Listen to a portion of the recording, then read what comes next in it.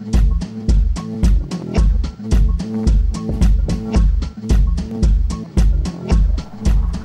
this video I will show the data binding and data-driven testing capabilities of Test Studio. First of all, I have a simple web test which navigates to a login page and logs in. Data binding in Test Studio can happen on two levels. The first level is step. So on a step level you can data bind, for example, input field, the value of input field, or you can data bind, for example, the expected value for the verification. I will data bind here the username for this login form. There are several options.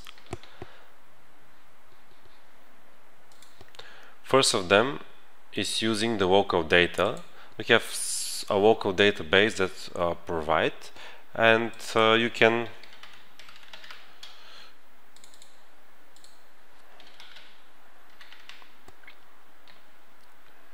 use it if you don't want to use something external.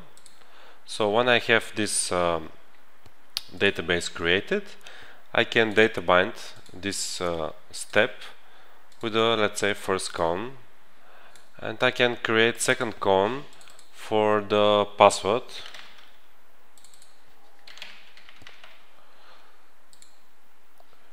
So that I can data bind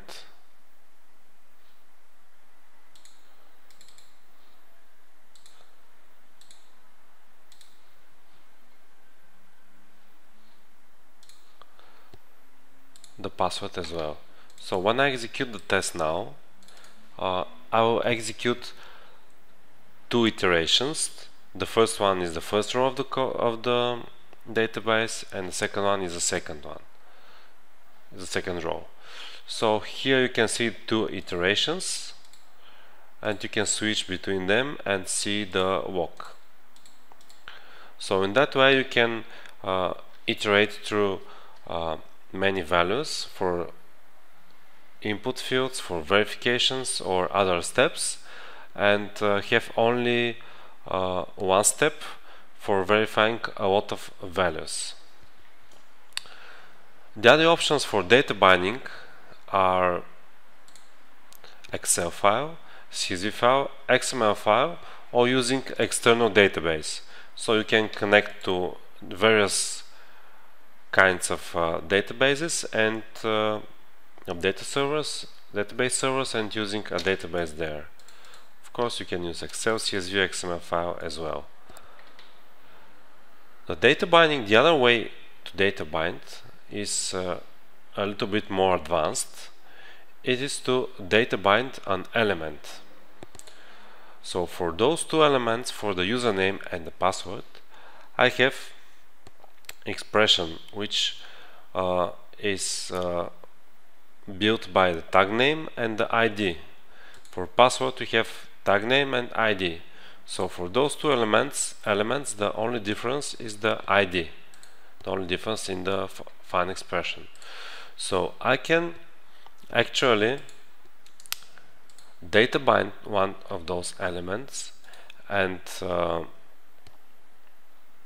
when I do that, it will data bind the fine expression, and it will iterate through several elements.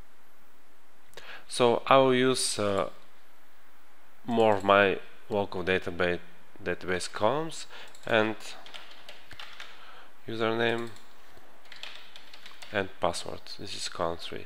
So this element, the tag name is input, but the ID is column 3.